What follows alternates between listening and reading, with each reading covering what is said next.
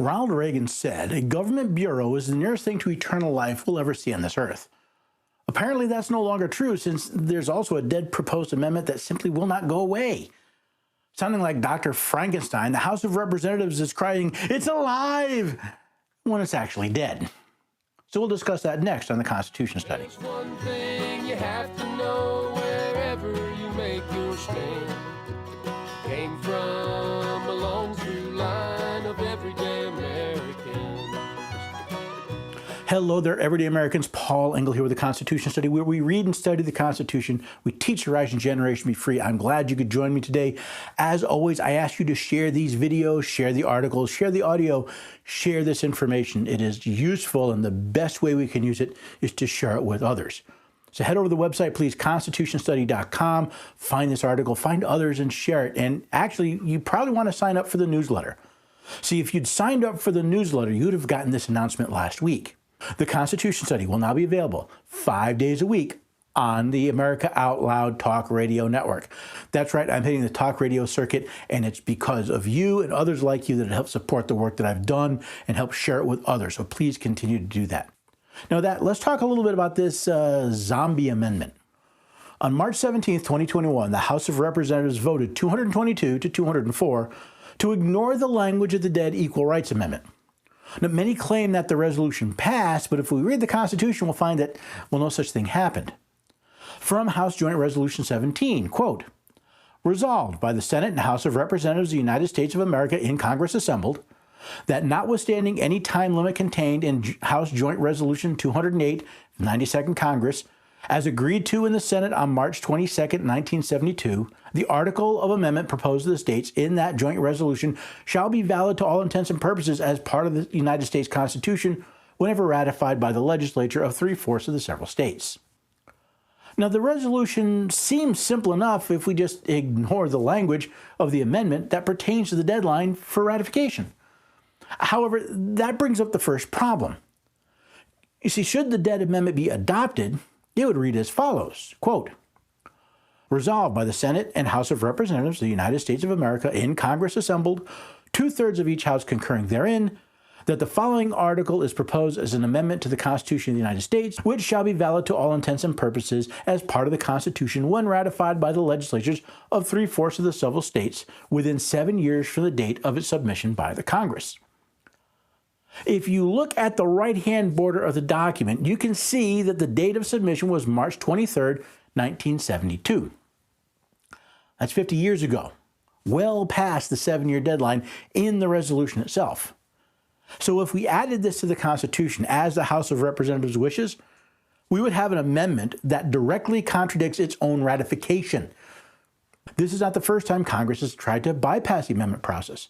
Not only Congress, but several states also seem to want to ignore what the dead Equal Rights Amendment actually says, which I discussed previously in my video, Serving Expired Kool-Aid.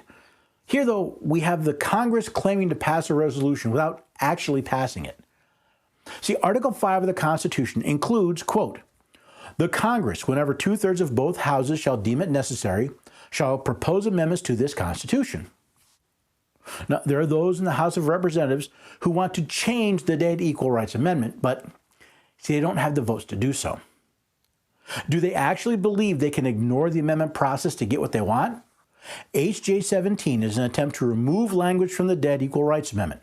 Since that amendment has already been submitted to the states, Congress can't simply modify it. They need to propose a new amendment. Even if H.J. 17 was an attempt to propose a modified version of the Equal Rights Amendment, it did not, as is claimed by Congress, pass the House of Representatives since it did not get the 2/3 votes required by Article 5. Since H.J. 17 did not receive the number of votes in the House of Representatives necessary to proceed as an amendment to the Constitution, this should once again be a dead issue. Instead, claiming that the amended amendment passed when it did not, this zombie amendment simply will not die. It's being kept alive by a lawless leadership in Congress, their accomplices in the media, and the ignorance of the American people. So why am I making such a big deal about this Frankenstein's monster of an amendment proposal? In drafting the Massachusetts Constitution, John Adams noted that they were creating, quote, "a government of laws, not of men." That's from Article 30. If this nation is also to be run by a government of laws and not of men, those in government must be forced to obey those laws. Article 6 of the Constitution not only declares it is the supreme law of the land, but that all government office holders at all levels are required to swear or affirm the support of the Constitution in their oath of office. Quote, "This Constitution and the laws of the United States which shall be made in pursuance thereof, and all treaties made or which shall be made under the authority of the United States, shall be the supreme law of the land, and the judges in every state shall be bound thereby. Anything in the Constitution or laws of any state to the contrary, notwithstanding. The senators and representatives before mentioned, and the members of the several state legislatures, and all executive and judicial officers, both of the United States and of the several states, shall be bound by oath or affirmation to support this Constitution. But no religious test shall ever be required as a qualification to any office or public trust under the United States." Those who voted for this resolution to ignore the language of the Dead Equal Rights Amendment violated that oath by asking Congress to ignore the very law that created it.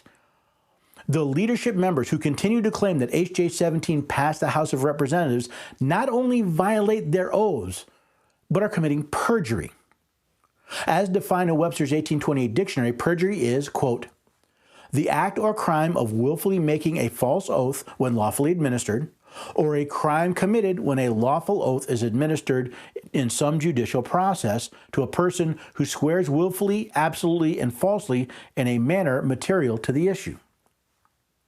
Now, since this act of perjury was not committed in a judicial proceeding, I do not believe it is a crime, though the act of willfully making a false statement while acting under their oath of office does seem to indicate they've perjured themselves morally, if not criminally. There are those in Washington, D.C., with their willing accomplices in the media, who want to trick you into believing that the Equal Rights Amendment is still alive and able to be ratified. This is a lie and a perversion of the rule of law. If those who wish to resurrect the ERA were to propose a new amendment in Congress, well, they are more than able to do so. It is my belief, however, that they recognize that the chances of actually getting 2/3 of both houses of Congress to vote for such an amendment are extremely slim at best. So rather than following the law, they continue to claim that a lie is the truth and that a simple majority can change an amendment to the Constitution of the United States. I believe they do this in the hope that the American people know so little about their Constitution that they'll let them get away with it. That would not only be a setback for the rule of law, but the further destruction of the blessings of liberty that the Constitution was written to secure to us and our children. The questions are, will the American people allow their employees in Congress to break the law? Will they allow them to damage the republic and drive us further into tyranny, all in the name of some well-titled amendment? You know, I keep picturing some zombie movie where the undead are coming at you. No matter how many times you stab them or shoot them or beat them, they just keep getting up and coming again. That seems to be the Equal Rights Amendment. No matter how many times it's been proven to be dead, no matter how often people note it is well past the 7-year deadline, people keep trying to say, nope, it's still alive, there's still a chance. They don't recognize the flat line that's there. They do this because the American people apparently don't know any better. When someone in Congress says, hey, we passed this, the American people don't notice that, no, they didn't reach the 2/3 necessary. And that leaves the American people in a very dangerous place. You see, it's not simply a question of, is the Equal Rights Amendment a good amendment or not? The question is, does the Constitution matter? Does the rule of law matter? If we allow this perversion of the law to continue, it's not just simply another act of arrogance. It's the destruction of this experiment in self-government. It's the destruction of the sacred fire of liberty that was entrusted to us. We're saying we're not able to govern ourselves because, well, we just won't make anybody follow the rules. And we'll say that the sacred fires of liberty just don't matter.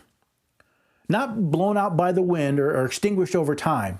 We will literally be extinguishing the sacred fire of liberty for ourselves, because if laws don't matter, if the words on paper do not matter, then we are no longer a free people. This is no longer a republic where we hire people to execute our power because they are ignoring what we've set for them. No, this is a banana republic at best. Or maybe it's just a tyrannical oligarchy. Maybe worse. Maybe we're actually descending into despotism. The question is, will the American people do anything about it? So hopefully you found this interesting. Hopefully you'll check this out, take this article, take this video, share it, let other people know that Congress is once again trying to pull the wool over your eyes because they think you're too stupid to actually read the laws you've put in place for them and to actually hold them accountable to it. So head over to constitutionstudy.com. Hey, head over to constitutionscholars.com. That's where you'll find information about how you too can become a scholar. Join in the groups. It's absolutely free. You can join the groups. You can find out what's going on. You can join in the discussion. And if you want to become a scholar, you can find out more right there on that website, constitutionscholars.com.